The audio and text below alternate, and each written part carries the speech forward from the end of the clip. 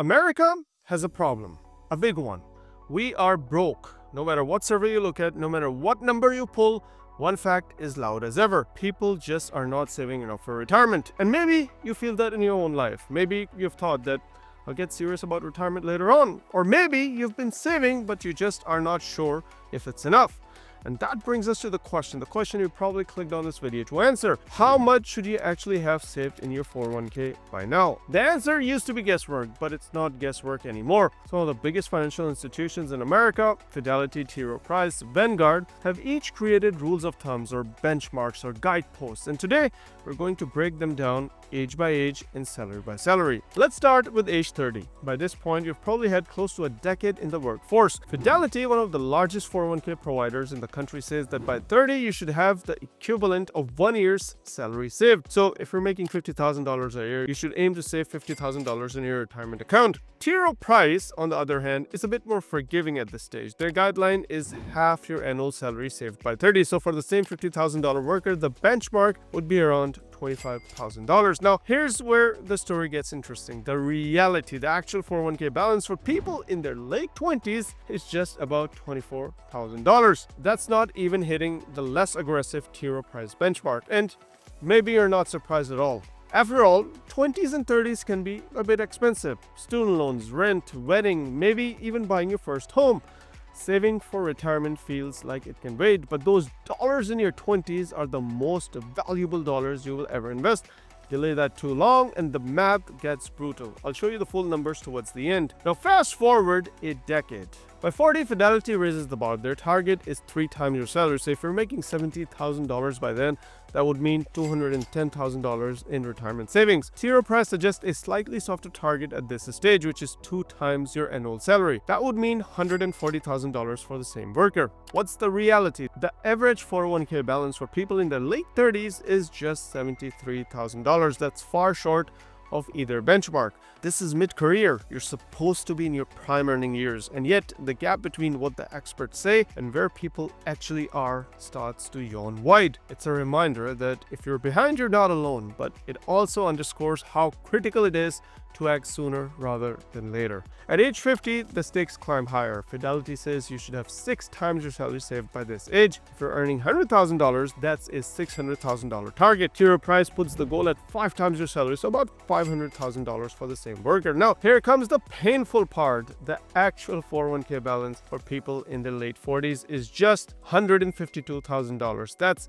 not just behind the benchmarks, that's a massive difference. And remember, this is the generation closest to retirement. The runway is shorter and the margin of error is slimmer. But the story does not end there, because age 50 is when the government gives you a powerful tool, catch-up contributions. Starting at 50, you can put extra money into your 401k above the normal contribution limit. That means even if you're behind, you have a lever that you can pull to close the gap. Now let's look at age 60. Here's where Fidelity and Rowe Price diverge. Fidelity recommends 8 times your salary saved by 60. Rowe Price, on the other hand, pushes it further, 9 times your salary. Notice the pattern here.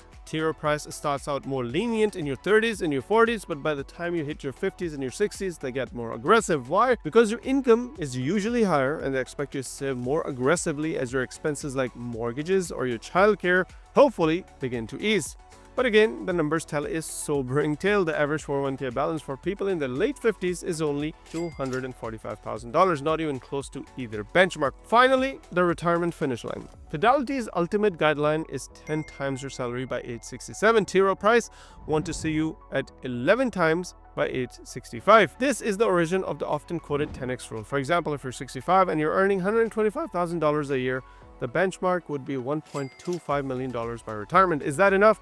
For some people, yes. For others, it really depends on the lifestyle, your healthcare costs, and whether you'll have other income sources in retirement like pension or rental properties. These benchmarks aren't meant to give you certainty. They're meant to give you a target, a lighthouse in the fog. Up to this point, we've been talking about end goals. How much should you have saved at different ages? But here's a question that people naturally ask. Okay, how do I actually get there? Well, that's where savings rate benchmarks come in. These are not about where you should end up, they're about how much of your paycheck should you be setting aside. Fidelity has one of the most widely cited rule of thumb here. They recommend saving at least 15% of your income starting in your 20s. And that 15% includes your employer match. So if your company match is 5%, your personal contributions would only need to be 10% for a total of 15%.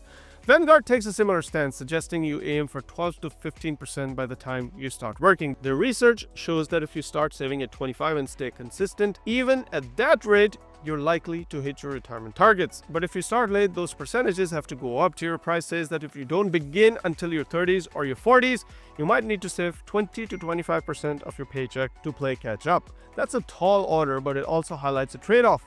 The later you start, the heavier the lift. These savings rate guidelines are important because they shift the focus away from staring at a big number like $1 million portfolio and they put it back on the habit. If you're hitting your savings rate consistently, the milestones will take care of themselves. Now, at this point, maybe you're thinking that's great, but I'm not even close to those numbers. And if that's you, don't panic. The worst thing you can do is throw up your hands and give up. But the best thing you can do is act right now. Here are some practical steps that you can take. First, maximize your company match. This is free money and not capturing it is like turning down a raise. Second, gradually increase your savings rate. Even bumping up by 1% can make a huge difference over time. Third, automate. Many plans let you schedule automatic contribution increases. Set it up once and it happens without effort. Fourth, cut spending where you can. Fifth, leverage catch-up contributions. If you're 50 or older, use the extra contribution allowance to play catch-up. And finally, seek out financial education. Many employers offer wellness programs, budgeting tools, or access to advisors. Use them if you have that option. Now, before we wrap this up, I want to share something I posted on Facebook not too long ago because it really drives home how powerful time can be when it comes to investing. On the right, you have person A who starts investing at age 25. Nothing extreme, just $500 a month. By the time they turn 65, that steady stream of contribution has grown to about $2.5 million. Now, let's look at person B. Same contributions, same investment assumptions, but they don't start until age 35. He or she begins just 10 years later, and at 65, their account is only about $806,000. Think about that. Both people put in the same amount each month, both invested for decades, but that 10-year head start gave person A nearly 3 times the final balance. That's the power of compounding. It's not just about how much you invest, it's also about how long your money has to grow. Those early dollars are the heavy lifter, and every year you delay, you give a piece of that power away. This is why starting now, even starting small, is far better than waiting for the perfect time. Finally, a quick note on disclaimers. These benchmarks are mainly based on what's in your 401ks and your IRAs. If you have other income sources like pension or rental income, or even part-time work in retirement, you may not need to hit these targets. On the flip side, don't forget about taxes. Both these benchmarks assume pre-tax contributions, so that would mean the real amount you live on will be less than the headline number. Another important disclaimer is the mix of bonds and stocks in the portfolio or asset allocation. That's just something to keep in mind. If you found this breakdown useful, don't forget to hit the like button.